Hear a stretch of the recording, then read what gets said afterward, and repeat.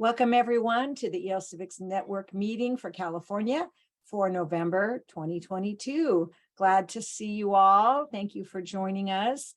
My name is Lori Howard. I'm the EL Civics Program Specialist Coordinator at CASAS. And just a reminder, CASAS is funded by the California Department of Education to provide training and technical assistance to WIOA 2 and COAPP agencies. So that's why we're giving this presentation. Let us move to our agenda. So we're going to have a little bit of a CDE review, talking about a little bit what happened at the last WIOA meeting. Tell you a little bit of information about civic participation in IELCE. Portia LaFerla is here with us today to talk a little bit about CIT certification and citizenship preparation in general. And then we are very lucky to have with us today Juan Anzaldo, Assistant Principal at Whittier Union Adult Education, and Lorraine Hammonds, the ESL Department Chair and TOSA at Whittier Union Adult Education, who will tell us about their great IELCE and IET programs. We will be recording this today, and then it'll be on the meeting recording, but then we're also going to snip it and put it in a special place on the EL Civics channel. And I'll show you that next month where it is. And remember, if your agency would like to present something, or if you have an IELCE program or other program you'd like to share, we'd love to have you do that, because it seems that the sharing is the best part of having these network meetings. I just wanted to update you about the WIOA Title II request for applications. And I do this because EL Civics is part of the WIOA grant. And so that's why I'm sharing this with you. As you know, the RFA was released on August 1st. And then agencies had to demonstrate their effectiveness. Those of you who demonstrated your effectiveness, and I'm not exactly sure how that was communicated to you, but you should have gotten some kind of communication about that. And if you did, then the electronic portal will be available to you on November 10th to complete your application, and it is due on December 15th. And remember that this grant will cover a 4-year grant cycle instead of 3 years. It will be 2023 to 2027, which will keep you from having to do it more than once. I mean, do it more often than you would normally do. So that's great, 4 years. If you have any questions about this, that you should bring them up to your program specialist, your CDE consultant, or at the next WIOA meeting, which is next Tuesday at 1 o'clock, Tuesday the 8th. Okay, I'm going to just move on here. I just wanted to let you know, because part of WIOA 2, as part of WIOA 2, you must give CASAS tests. So I want to let you know that the ESL test forms that were previously approved through February 2nd, 2023 are now extended and approved through February 2024. So we have a year-ish more on our regular ESL test forms, life and work. The ABE test forms, that's goals reading and the math, etc., that were previously approved through March 7th, are now approved through March 7th, 2024. So again, a year-ish to be still using those forms. And we want to announce to you that CASAS did submit our new assessments, reading steps, which is for reading for ESL, that will hopefully replace the life and work. Listening steps, again, will replace the life and work. And then the math goals too, if that's of your concern, were submitted on October 1st. And it usually takes about a year to get approved, but I'm assuming they gave us those deadlines of 2024 because they're hoping the new tests will be ready by then and that you can switch over to the new tests. Just wanted to let you know that. Okay, any questions about that? So let me give you a little bit of information about, I just want to check that the recording is on. I know it is. There it is. There we go. So we have 2 new EL Civics COAPPs. One is 12.9. It just got put in. Portia was kind enough to put it into the system. Sandy Watts at Santa Ana College did it. She's affiliated with Rancho Santiago Community College District, and it's very much like 12.5, but now task 5 is a persuasive letter instead of an oral communication. So if that's of interest to you, you might want to, and you already do 12.5, for example, you might want to consider looking at the new 12.9. And I think I mentioned to you last month that we have a new 71.4 for pharmacy technician. Many of you have been using 30.1, I think it is, one of the 30s, I'm not sure which one, which we did update to make it useful for both a client as well as a pharmacist, but this one is going to be more pharmacy tech related. And so if you're using 30, Civic Objective 30 for pharmacy tech, you might want to consider this 71.4. And you can look at them all by going to the EL Civics webpage and going to the pre-approved Civic Objectives list.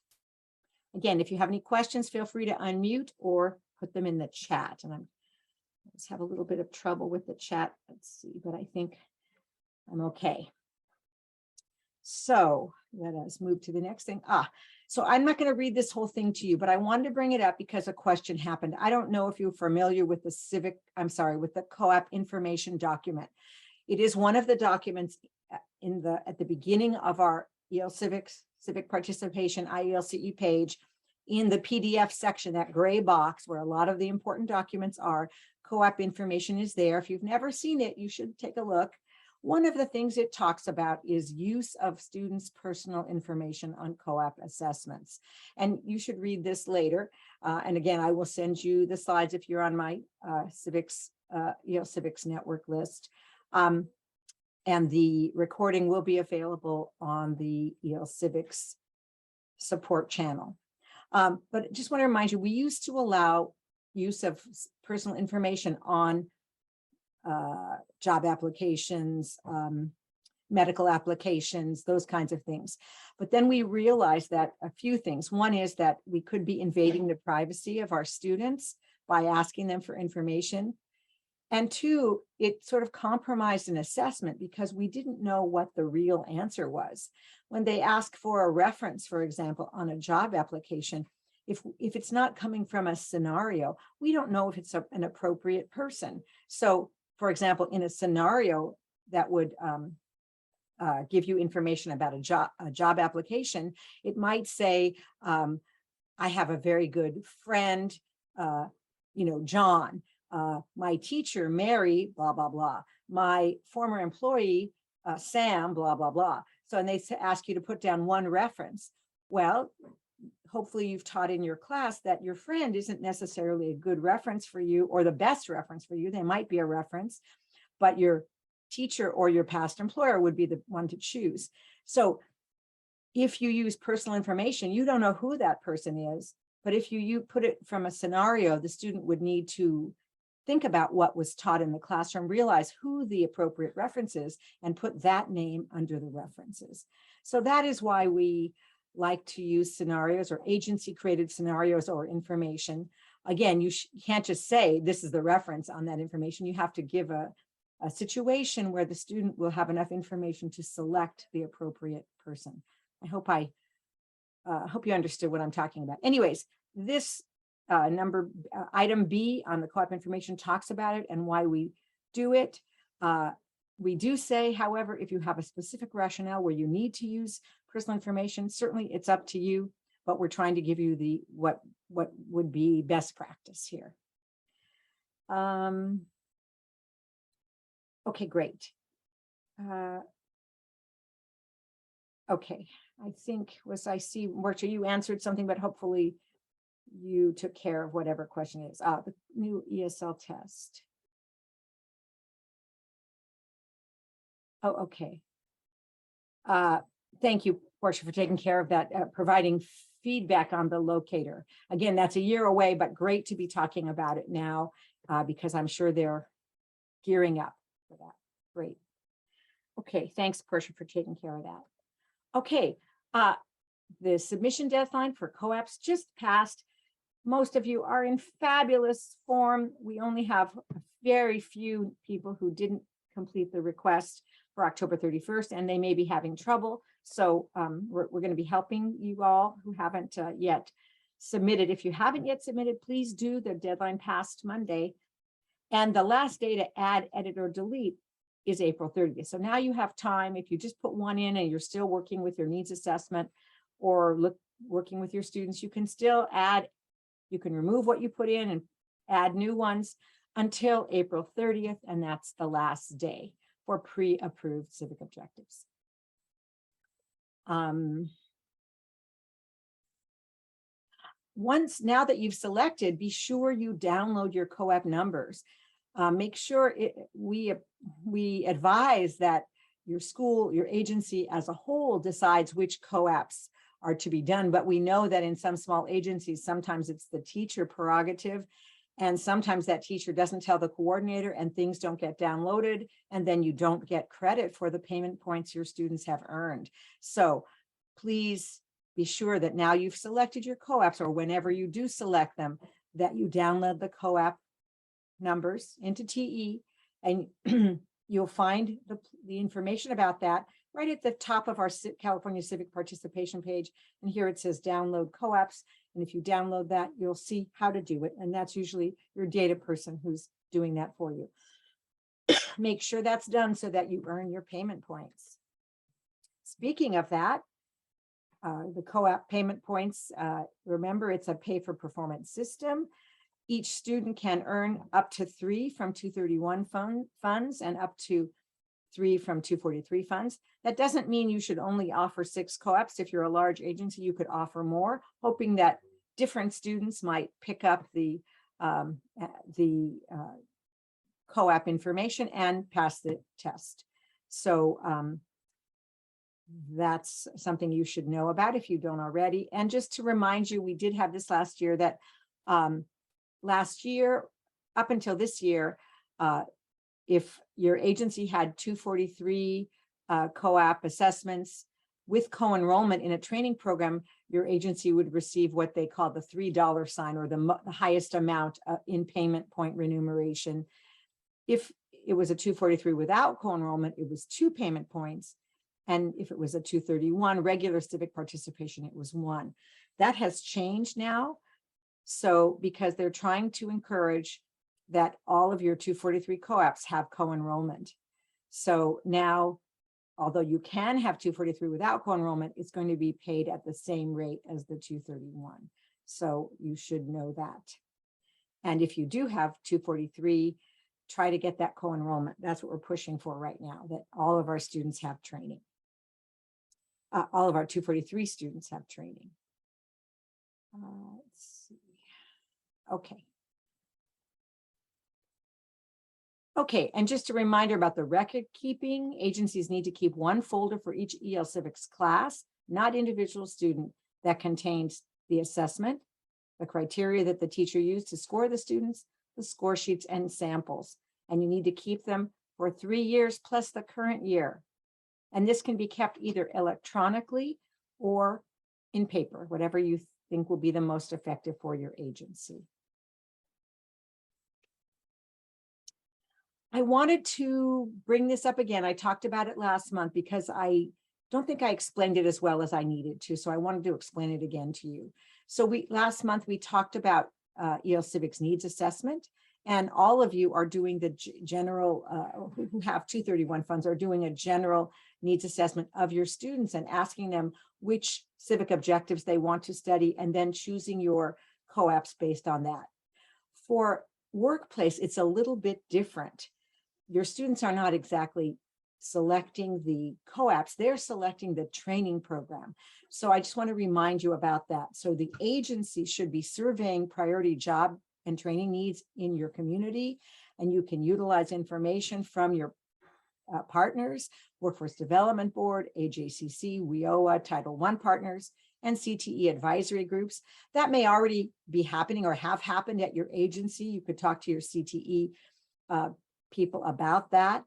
But once you've looked at the needs and the employment opportunities in your community, then you can decide which job training your agency or your partner agency can offer of the ones needed. Then discuss with the CTE and ESL teachers which level of student could participate. And then the needs assessment at that point is which student wants to participate in that training. That's what you're looking for in terms of your needs assessment. So you administer the assessment to learners that are interested in job training. In this case, they're not picking the COAPPS, they're picking the training they want to participate in. And once they've chosen the training program and you've decided to have a training program, then you want to utilize those results of which program to offer to the and the input from your ESL and CTE teacher to select COAPPS that would help get that training content across. Okay, they might be general ones, 37 soft skills, 33 get and keep a job, or they might be specific to a training program, early childhood education, information technology, healthcare, etc. So I just wanted to clarify that. You still, however, would put that on your needs assessment summary form to show that you did do needs assessment, but training needs assessment of your workplace students. So I hope that clarified for you. Okay. I gave a presentation in Sacramento earlier in the month, and I came up with some information. I thought I might share it with you. We all know, or I hope you know, that healthcare is a state priority. We hope to be receiving lots of funds to provide healthcare training in our state. And just as a research item, it's being researched how health-related COAPP instruction and assessment is affecting children in school in terms of their health. So lots of things are happening in the health area right now. So I thought I would share this with you. So just so you know, we have 22 of the 160 COAPPS are health-related. And we have 5 new health-related COAPPS that have been developed since we had state recommendations since about 2018. We did 28.9. It's similar to one of the early 28s, but it talks about online providers. And we have one other agency who is also working on this to make a new one that's based on this one too. We have a new nutrition one. We have this new one we're still working on, 55.1. Don't have it yet, but it's coming, social and emotional learning.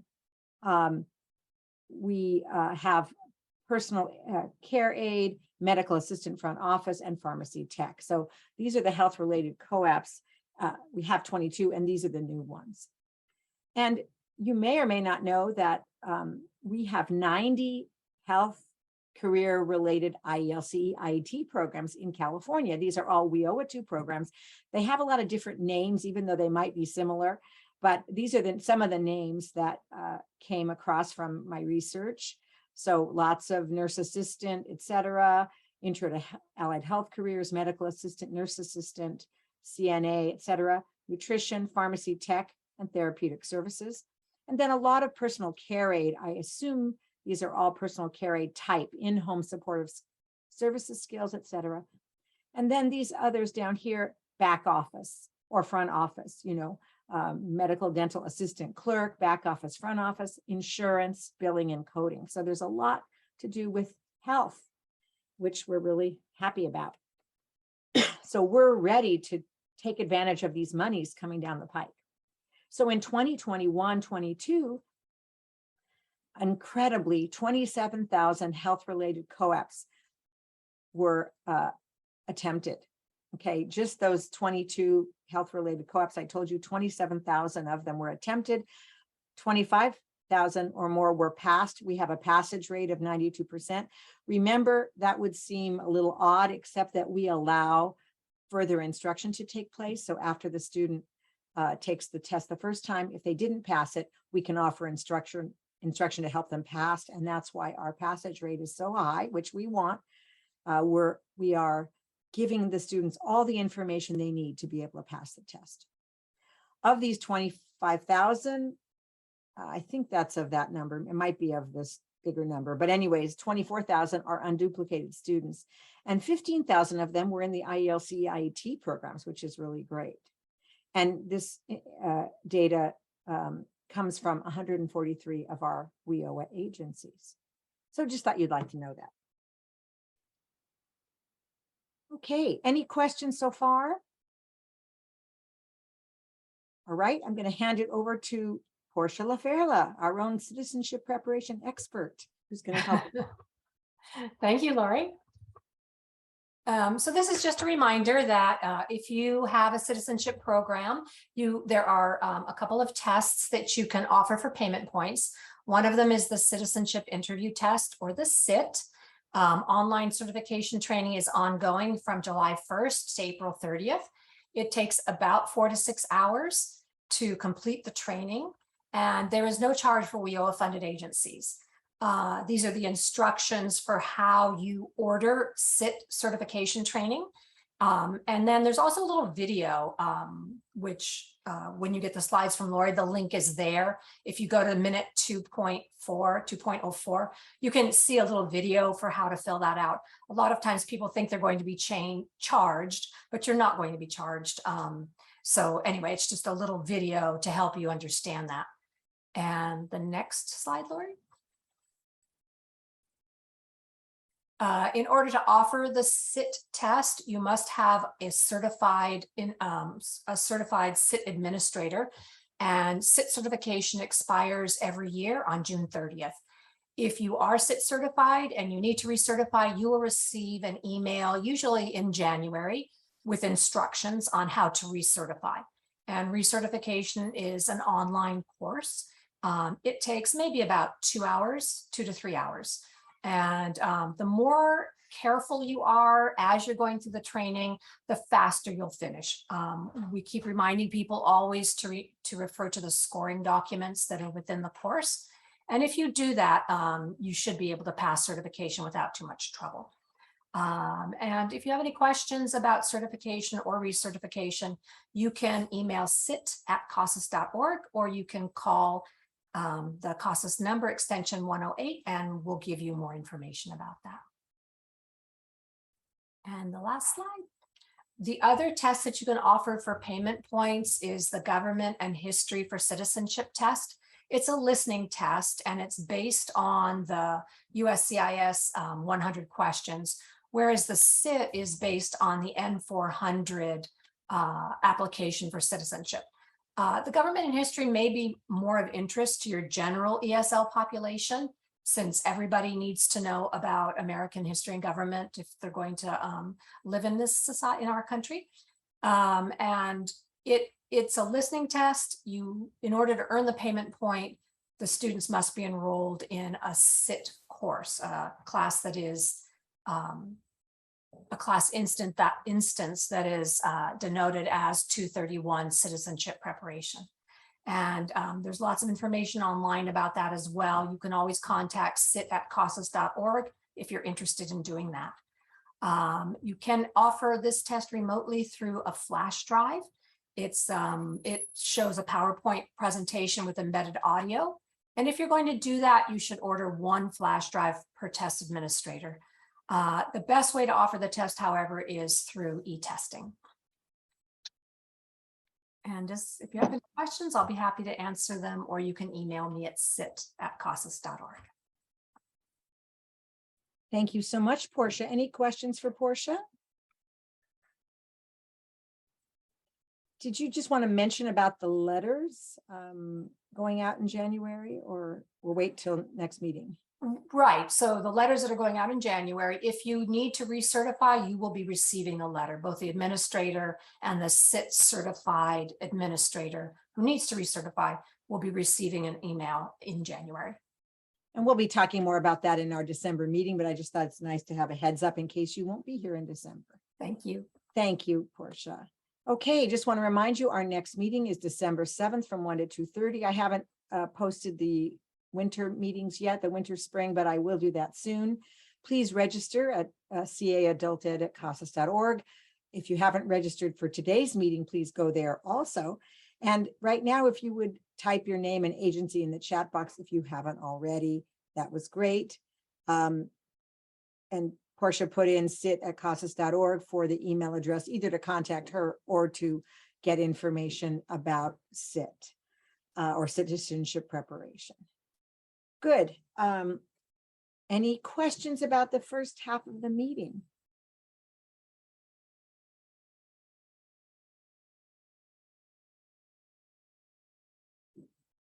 Okay, let's move on then. We have with us today, and we're so excited to have Juan Anzaldo, Assistant Principal at Whittier Union Adult School, and Lorraine Hammonds, ESL Department Chair and TOSA. I put their email addresses there for you because I know they'd be happy to answer your questions. And so if you are at a 243 IELCE program, or you hope to be because you've applied for the new WIOA RFA, or you're interested in developing training, whether or not you have that funding, this would be a good presentation for you to listen to. If not, feel free to sign off and we'll see you at the next meeting. I'm going to stop sharing, Juan, so that you can share your slides. Okay, let me. Can you see that? Yes, I can. Thank you so much. Okay, great. Good afternoon, everybody. We're presenting today on how we restructured our ESL program with a focus on job and career readiness from the Whittier Union Adult School. My name is Juan Anzaldo, and I'm the Assistant Principal. And good afternoon. My name is Lorraine Hammonds. I'm the ESL Department Chair and a TOSA. And want to give you an idea, just so you have some context of what our school is about. We have about 1,800 unduplicated students. We have about 45 teachers. This is our whole adult school, right? Not just ESL. 18 staff, a couple of counselors, and those counselors have played a pivotal role as they've come on in the last 4 years, but specifically geared to adult school. We used to share them before. Now they're just with adult school.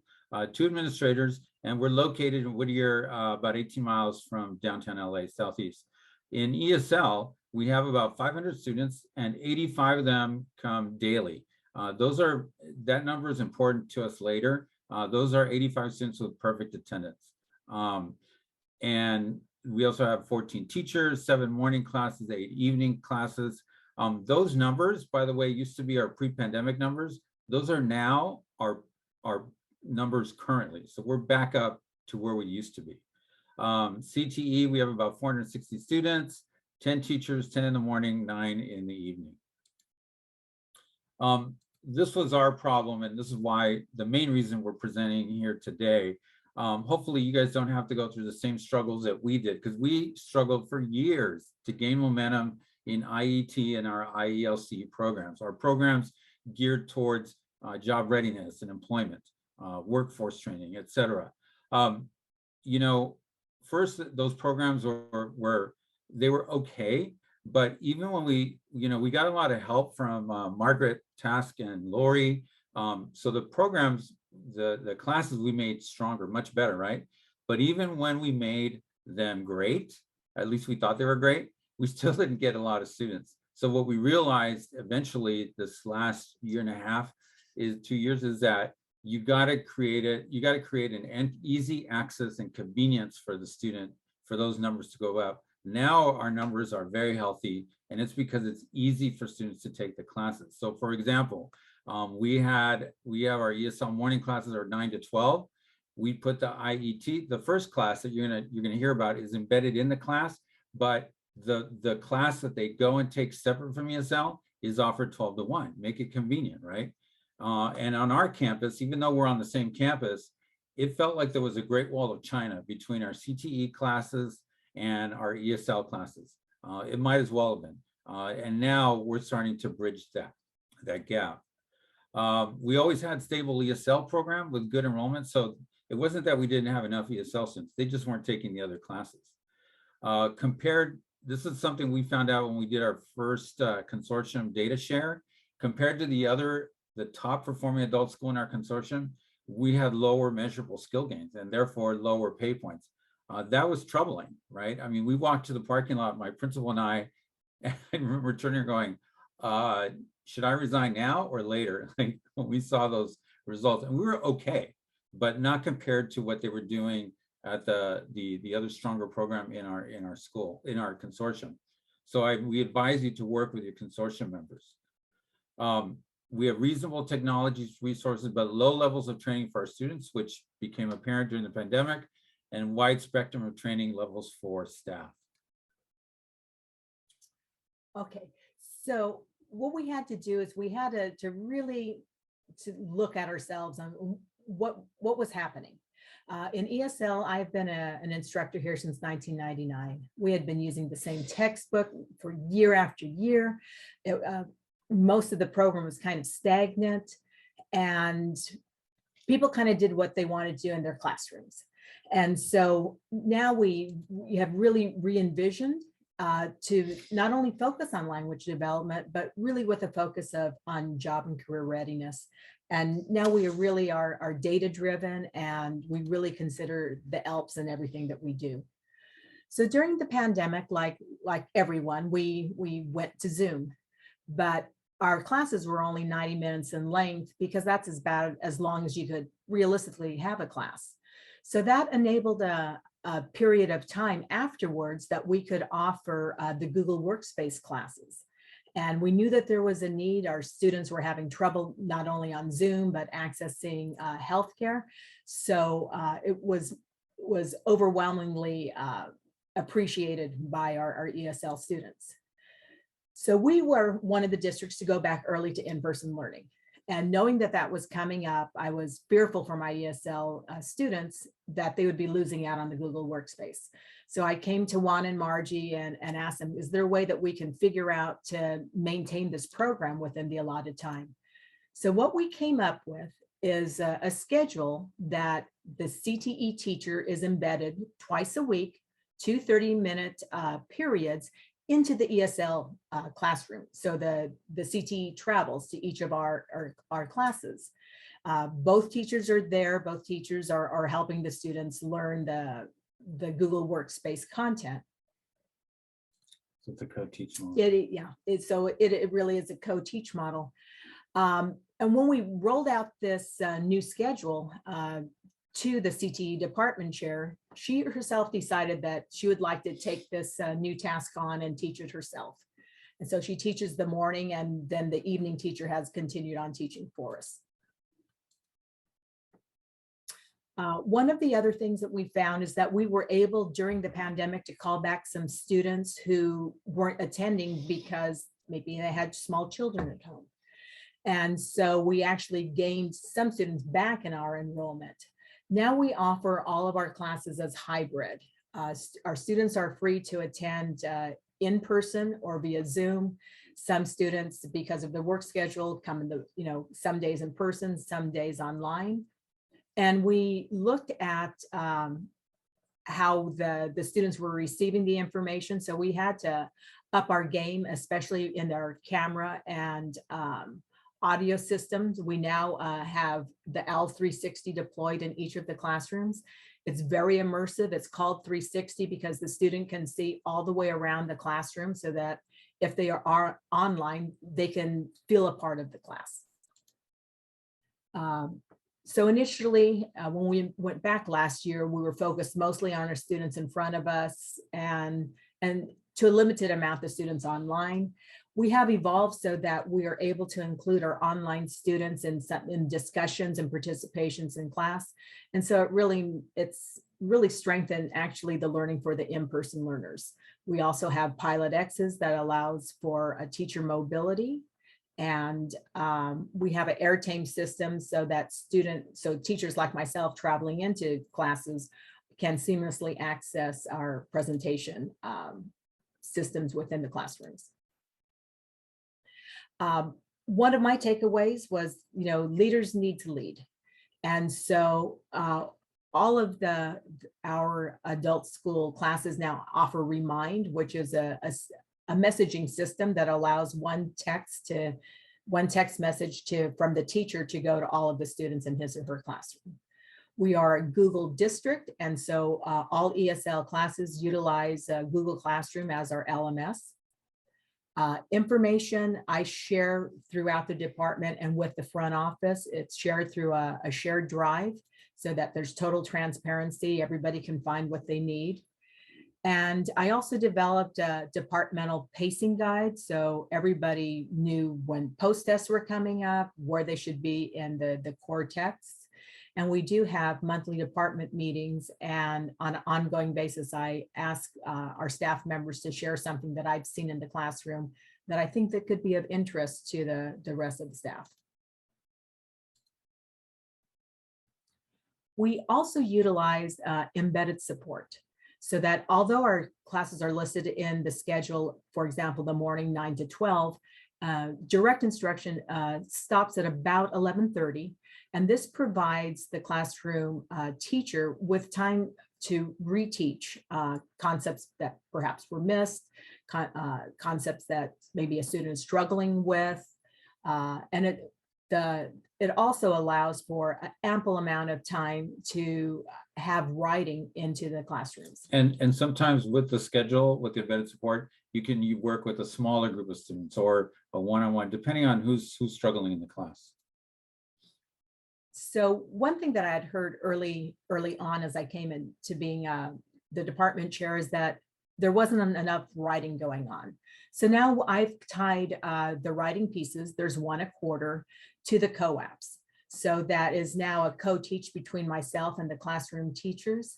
And we are really getting some great writing out of the students on a consistent basis and to different genres. I taught expository in quarter one, and now we're doing persuasive quarter two. So we have a couple of questions, Dana. I think let's hold off on the questions for just another 2 slides, and we'll get to the questions. We have a slide that says questions. Okay, one of the things in the past, the students hated EL Civics, the teachers hated EL Civics. We had borrowed or procured, COAPPS from other agencies. We had never created our own, and the students were bored.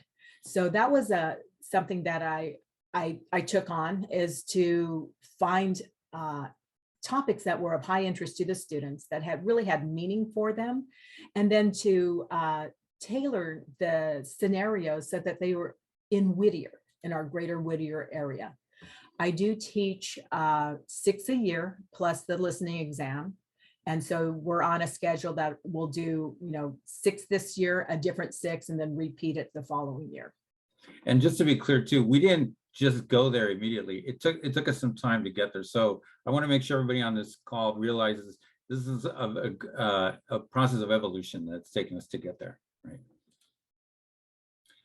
One of the other solutions for the problem was having these best practices meetings, both within our own departments, like within our own ESL department here at our school, and within the consortium. As you heard, Lorraine has every month there's a department meeting, and one of the teachers will present either a strategy or a lesson or something that they can share so that the other teachers can utilize that. Whether teachers volunteer that, or whether she sees something in a class and says, hey, can you volunteer that? We know that all teachers are rich with at least a few different strategies they can share. The other thing too is we met as a consortium. We decided that we would have best practices meetings with each school hosting one of the divisions. So like this is at our school, we hosted ESL. And if you look on the screen that's on there, and by the way, this is not on purpose, we just realized this, I realized it this morning. On the screen it says, what is one of the most effective practices you do? So we did that in small groups, and then we shared out. And it was really powerful, the message, the information we got. Additionally, that higher performing school, we were able to talk to them and find out, hey, what works, and how are you doing this, and how are you doing that, and tell us about your textbook. Outcomes. After this introduction to Google Workspace, so Google Workspace was built within the 2 30-minute sessions within ESL. Many of our ESL students then enrolled in the Google Cloud classes. These were outside of ESL, right? So what essentially became a pathway. The first class within the ESL class, the second one out at CTE, and it's taught by a CTE teacher. No surprise, now for a lot of our students, they feel comfortable with the CTE teacher. They feel comfortable with the department chair who's teaching it. So, and our CTE teachers see our ESL students in a different way, where it's not limited by their level, their ESL level, right? We restructured the schedule to allow for a smooth flow from morning classes to early afternoon. Again, for us, that's 9 to 12, and then 12 to 1 for the afternoon class. The CTE class was developed in that first step in the pathway. So this was the class that was within the ESL class. The second step, our administrative assistant class, that's outside of ESL. And once we got the second step, then we call it a pathway, and it became a pathway. And this, again, this is where I would suggest work with your CASAS reps on this. Lori was really instrumental with us in figuring out how a pathway could really work. And it didn't just happen overnight, but I think, again, working with them I really suggest it. And in this case where it's a second separate class, that's an alternate teaching model. The outcomes speak for itself. If you see, these are how many ESL students are in CTE. If you look in 2017, 18, and then 18, 19, we were already, that was before the pandemic. We were already starting to see a decrease. When we were charged with coming up with a continuous improvement plan, we met as a leadership. We identified this as a problem even before the pandemic, because we shouldn't be dropping. And so we started to implement a lot of these structures beforehand, but during the pandemic, it really brought to light some of those areas where we were not doing well. And as a result, you can see already still in, was that 2021, already starting to see growth in IET, IELCE even during the pandemic. And then obviously 21, 22, big jump. Now, I want to show you something. These 85 students, these are not all of our ESL students, because I think some of you might say, well, they just put ESL, CTE in the ESL, so of course they had a jump. But no, these are just the 85 students who come every single day. So we know they had every day of instruction of that CTE class that met twice a week. Now, here's the other thing that's important, especially for administrators out there. About half of this right in here, these are students who are taking a separate class outside of ESL. So if you compare apples to apples, this to this, we're already experiencing similar numbers of students who are taking that IET class, and it's not embedded within the class. This is more like part 2 of them, for them. And we expect next year for that jump to be even bigger. These are our measurable skill gains. If you look, these are levels, right? So this light blue is level 1, the orange is level 2, ESL levels, right? Low beginning, high beginning, etc. If you look, some of the levels like the light blue, the low beginning, we did okay in year to year. This is 1 year, next year, next year, next year. But some of the areas like advanced, intermediate low, intermediate high, they're somewhat random and they're not consistent. But if you look here in 21, 22, instead of these pockets of excellence, it's really becoming more a program of excellence, right? Look at these skill gains where they're at with every skill. So it's not just based on, oh, there's a good teacher in there, it's a good program. And obviously these turned into pay points. Overall, our greatest outcome was eliminating the barrier between ESL and CTE. And instead of waiting and hoping, which is what we used to do for ESL students to take CTE, we brought CTE to them. Our ESL enrollment is almost back up to pre-pandemic levels, and there's a realization that our potential students are already sitting in our ESL classes. Now, we're going to take questions here. I'll tell you, this was the meat of our presentation. There's 2 more problems we're going to bring up, but they're very short. So we're pretty much like 2/3 of the way through. We can take any questions here if people have them.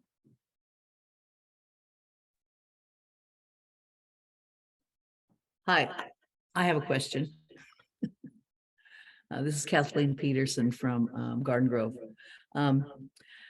When you say that you had the CTE embedded in ESL, was that actually part of the curriculum?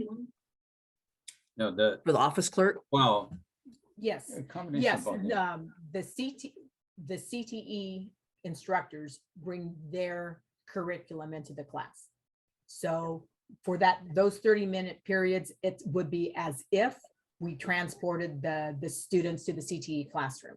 But Okay. Logistically, it just makes more sense to have the teacher travel. But those 30 minutes are absolutely 100% CTE instruction. Okay, and was this all levels? Yes. Okay. And Thank I you. think that's sometimes we have to slow down a bit for Yeah. the lower levels, but our morning teacher does not speak Spanish, which is our primary second language. So it's the results have been just extraordinary, but she's a remarkable teacher that knows to teach one thing, and then the two teachers in the room will circulate and make sure whatever she's asked them to do, everybody's checking everybody's screen, then they'll go on to the next. And you know, one anecdotal thing I'll add that I think is important. She stopped me. This is the CTE teacher, the department chair. She stopped me about a month ago and said, you know, Juan, I wasn't sure how this was going to work out, but I got to tell you, my favorite classes now are when I'm in the ESL classes with those students. So that's, she's always been a great teacher, but I think recognizing as a department that, and if the chair recognizes, the department's going to recognize, right, that we're not limited by necessarily or strictly by their language level. And I just want to comment, if you don't mind, Juan, just to say Please that, do. you know, in the past, you know, we have discouraged, in a sense, or the funds were not able to be used for agencies that were just teaching technology skills to ESL students without on their own. But in this case, Whittier has done that with the aim of then helping these students continue in other CTE classes. So in this situation, it works beautifully because they're involving all the ESL students, but then encouraging them and making pathways for them to move on in technology. And I really just also love that chart about the skill gains, because we can see that when we teach what students want to learn, they're more apt to persist, and they're apt to learn the language necessary because they want to do the thing they're learning, and their scores are going to go up because of that. So kudos to you guys. Any other questions, or should we go on? Okay, we're going to go to the next section. Again, this last section is pretty short. Juan, just to say, there's a couple questions in the chat. Sure. So one was, how do you recruit students for your class? I think you mentioned it, but why don't you reiterate that? I think, well, a couple of things we do. The biggest recruiter is the CTE teacher that's coming to the class, for sure. I mean, they know her, they call her Miss Pam, they, you know, they want to take her class. So that's number one. We also have, before we were doing this, we had, when we were recruiting for another class, we had our counselors come and talk to them the second week of class, and that made a big difference for us as well. And then Lorraine sees every single student at some point, right, as the TOSA, and she talks to them as well. But I would say for the program we just talked about, it's been the number one recruiter is the CTE teacher. And just that effective barrier coming down. I mean, the students are confident. There's a bit of a break. We have like a little lunch area. They'll have their lunch and they'll go over to CTE. And I can tell you that Pam really sees our students, the ESL students, in a much different light.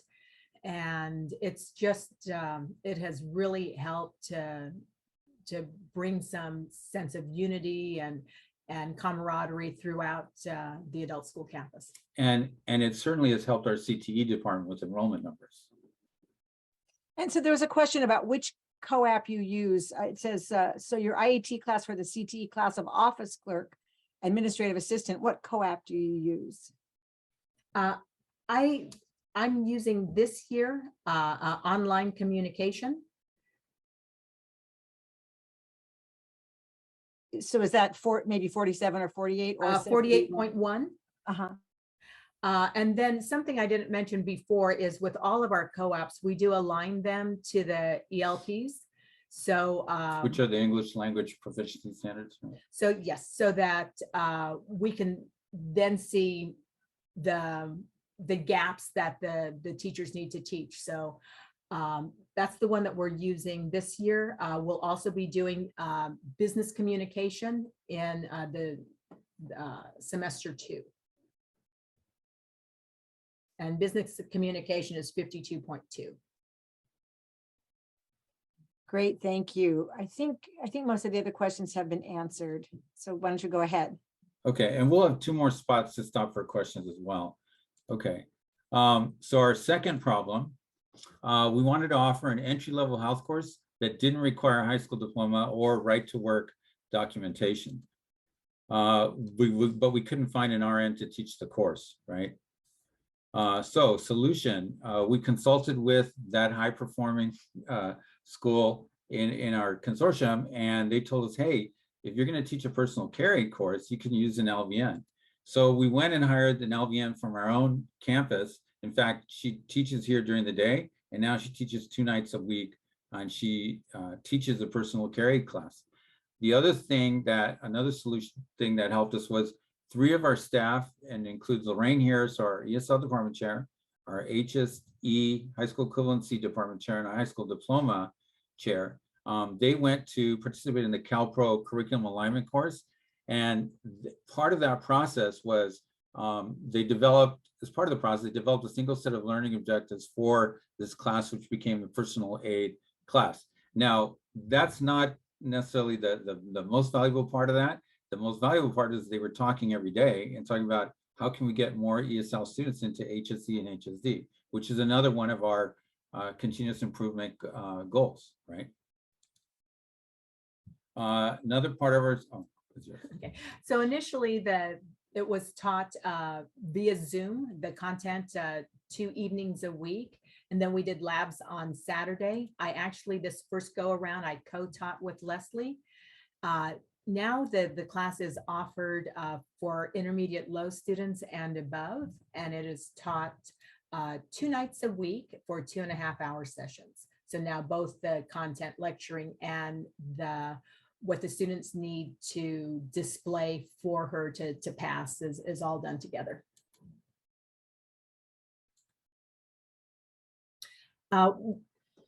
This personal carry is something we had wanted to get off the ground for a while, knowing that some of our students, don't possess the right to work or a high school equivalency. So we wanted to offer a class, because some of them were actually working employed as a care aide, but to offer a program that they could really be trained by a nurse and hone their skills. So this is gives them a mechanism to be able to be employed while still sorting out their right to work status. And for a lot of them, they're also now co-enrolled in high school equivalency so that they can afterwards matriculate to the community college to become a CNA. With our program, we've had 100% successful job placement. Any questions? So one of the questions is, do your CTE instructors have CTE credentials? Yes, every teacher at Whittier Union possesses the correct credential to teach what they're assigned to teach. Now, I will tell you when we first approached our LVN, she did not have it. So she had to go, get the basic and then get cleared. It was a process, but we got there. It took us about 1.5 years to get there. But and did you encourage her in any way? I mean, I have heard that some people don't want to take the time or spend the money to do that. How did you make that happen? We told her if she wanted to work for us, that's what she needed to do. Okay. And we're fortunate that Lake Cove Downey is pretty close, and that's how she obtained her credential, is through Lake Cove. I really like that you allowed the stepping stone of the personal care aide on the road to a different perhaps career in the future while students are getting those things sorted out, and that you encourage high school equivalency enrollment. I think some programs say, oh, you don't have your high school equivalency, so we won't take you into the program. But offering that first step while it's happening really supports the student in moving ahead. Absolutely. And I think that definitely was happening at other places, because we had some students come here and say, hey, I can do this here. The other thing too is one of our consortium members has a great CNA program. And so they're here in our area. So it's easy to refer them there. But it works really well. And now, one of our other, so for us, with 3 areas in our continuous improvement plan that we looked at, it was ESL, more ESL students into CTE, more ESL into HSC, HSD that we're talking about, and more high school diploma graduates. Any other questions on this part? Yes. Are you, this is Dominica, are you giving those students, those ESL students certificates, for completing or being part of the CTE courses? I believe so. I It- would have to circle back to you, but I believe they received something. And to be clear, a personal care aide works well in today's society because most of them are employed directly by a family, which means they're taking care of oftentimes an elderly person. A CNA is not absolutely prohibited to administer medication. So actually this certificate, because it doesn't require a license, is actually allows for a lot of flexibility for the practitioner and for the family that they're working with. And yet they do get a certificate. And as far as the other CT class we talked about, when they take the CT class outside of ESL, they also get a certificate there. Thank you. And how many hours are those courses? Personal care aide is how many hours a week? 5? It's 5 hours a week Yeah. times, 10 weeks. so Yeah. it's a 50-hour course. Thank you. Okay, we're gonna finish the last one here. Our last problem was we had very few ESL students enrolling into HSE and HSD. For all intents and purposes, for our students, HSC is ESL students is the path to take for us. We used to have a common belief, and this included myself, that ESL students had to finish ESL before they enrolled in HSC, HSD, or CTE. And we definitely have moved completely away from that. We work with them, right away and getting them in some sort of program so they start to move towards that goal. So students are now encouraged to enroll in HSE right away. We have some of our students who are new enrollees in our beginning classes, and we know that they just finished baccalaureate in their home countries. So we offer the HiSET program here, which is 5 tests. And the beauty of that is twofold. One, your diploma does not say Spanish, but 2 of the 5 tests, you can take them in a combination of English and Spanish. We offer prep for HSE in the hour directly after the ESL program, Monday through Thursday from 12 to 1. And that teacher is also available on Fridays from 8:30 to 12:30. Having our counselors available for our students, for all adult students, has been just a godsend. While Juan and I were preparing yesterday for this presentation, our counselor came in with a longtime student that I know well. Her name's Diana, to let us know that he had just enrolled her concurrently at the community college. And I can assure you, I had tears in my eyes. I was just so That was a proud. pretty emotional moment. And just to be clear too, the counselor, one of our counselors who works with their CTE students primarily, he can understand basic Spanish. He can barely speak it, very little. And the other counselor does not, but they're still able to work with our students quite well, actually. Here's clear outcomes. You can see our ESL students have moved into HSD and HSC in big numbers. And these were, even if you look at the gray and the yellow, that's during the pandemic. So we had increased in enrollment even during the pandemic. We didn't see a drop off at all. It's like, it clearly works. And it's not just enrolling into HSC. I was just informed by my advanced teacher that we have a new grad as of yesterday. So he finished the 5th test and passed the 5th test of the series.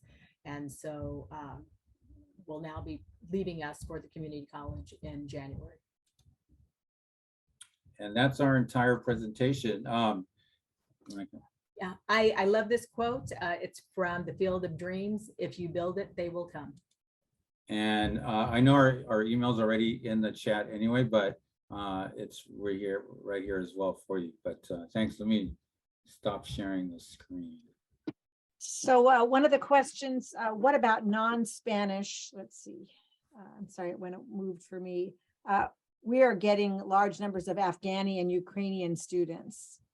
So I guess the question is, how would you handle those students? That isn't a problem. Actually, we have, I think we counted like 80 countries represented here. Although Spanish is a large amount, our Asian community has grown, and we also have Russian and Ukrainian students. Even as our beginning low morning teacher does not speak Spanish. We are English teachers, and we try even at the lowest levels to be in English 90% of the time anyway. So all of our students are improving. And again, our morning CTE department chair who teaches the Google Workspace, she's a monolingual, so she's always in English. Thank you so much. You know, Dana Roscoe-Mensch said, this is great. I love when barriers are eliminated for our students. And I have to say, your model of working with your students to enroll them in HSC and HSD right from the beginning, because they're bringing skills from their countries, is so empowering. And eliminating barriers is just, you know, I've got to highly commend you on that, I think. And I think this is the purpose of the WIOA program from the beginning. It has been not to wait until students have quote unquote finished ESL, but to help them get their HSC, HSD, enter CTE, so that they can get the workplace training and get jobs and work towards their goals, the reason that they came to the United States. So thrilled to hear about your program. I think too, I'll add that our principal, you know, when we had cuts, I think it was 4 years ago, 3 years ago, you know, when most of us were experiencing some sort of cuts, our principal went to HSC and HSD and said, hey, we either got to increase numbers here or we're going to have to start losing staff. It was a one sentence edict. And so, but it was 2 sentences. The second sentence was, we're going to help you by providing ESL students, but you're going to need to find ways to move them through. And they can't just be in the program in language. They have to be making progress. So it was in our staff's best interest too, in HSC and HSD. And now the numbers are back. I mean, we're increasing. Yeah. So ESL had 6 graduates last school year, and we've already finished 3. So we should be on path to break our number from last year. So meeting the needs of the students and helping the school at the same time to grow and be robust. That's wonderful. Everybody wants your slides. I think they want to be able to show their staff and administrators your gains and those beautiful charts. If you're willing to share them with me, I will send them out to everyone Sure. with my slides from this meeting. Sure. Any last question? You know, one thing I'll add too is, Sure. a lot of this, it's apparent that it goes to, you know, leadership. Like Lorraine, this morning I said, oh, she came in and I said, you know, my boss is coming in. And Margie was laughing because she's like, she's our boss. I mean, she's a firecracker in terms of like, hey, here's where we can go next, and this is what we can do next. And we're, you know, as administrators, we're trying to support that as much as we can. Every once in a while there's a no, but 95% of the time it's a yes. But I think really, you know, I think what the plenary speaker said again at the CAPE conference last week, he talked about not just making tiny fixes here and there, but disassembling your product if it's not working and reassembling it differently. And that's what we've really done. And part of that is because Lorraine, I hate when she goes to a conference because I know on Monday or Tuesday, I'm going to hear about the 3 things we need right away. We need yesterday. So I think that's a big part of it that I want to make sure is clear. Growing and changing. We've got some hands up. Dominica, if you're still wanting to have a question. Dana next, and then Karen Felice had a question also. So Dominica, Thank you, Lori. Hi, I was wondering what kind of learning programs or platforms are you using to support those beginning level ESL students who are interested in getting their HSC diploma? Okay, so our bilingual HSC teacher also teaches the advanced class. And we kind of pulled her. I was finally able to get her to ESL from where she was teaching over on the other side of campus. And I know that she uses Aztec, but before we get there, she has other programs available. So, you know, the reality is we have some students who are coming in that are college graduates that run through the HiSET program very quickly. And it's actually more economical for them to pay the $150 to take the test than it is to have their transcripts from their home country translated. So that's what they opt to do. But we also have students that maybe only attended through, you know, 7th or 8th grade. And they need a lot of coaching. They're still, and then even in, when we have this programs that are translatable, they still need a lot of practice time to be able to work through the practice scenarios to get to the point that they can test. We also have IELCE in those pro classes, and also there's another program I'm not thinking of, but to be clear, the HSE, the advanced ESL teacher, she teaches 9 to 12, the advanced class, and then 12 to 1, she has HSE for Spanish, right? And that's for any level, Monday through Thursday, and then Friday morning when we don't have ESL classes. So that's a huge part of the system that works well for us. So she's those are great. not- She's phenomenal too, but the system itself is built to succeed. So those are Dominica, did we multi-level answer your question? classes, correct? Pardon? So those are multi-level classes, beginning ESL and maybe beginning high, intermediate, low in one class doing HSC. Yeah, the HSC classes, well, they go in one room, but they're all doing the individual programs. Okay, got it. Yeah, independent. Thank you. Yeah, and there's probably like 2 teachers and maybe 1 or 2 aides in that classroom able to work with them all at the same time. So IELCE and Aztec. Okay, thank you. Yeah, there's a third one too, and I'll send it to Lori later. Thank you. Thank you. Dana? Yes, hi. I just want to thank you both again. You have a great model here for the rest of us to replicate, and so great work.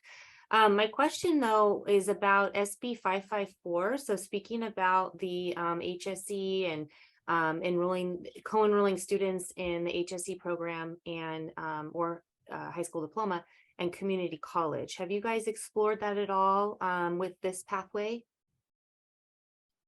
No. Okay. It's something we're doing as a consortium, and so just trying to gather ideas and see what other agencies are doing with regards to SB 554. So thank you again.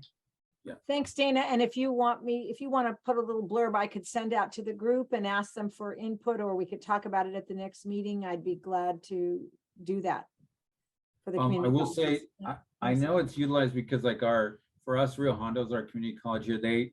The Rio Hondo rep is on campus here once a week. And so students have access to them, but then they also go to the ESL classes and present on, and the HSE classes. So it makes it easier for them to enroll.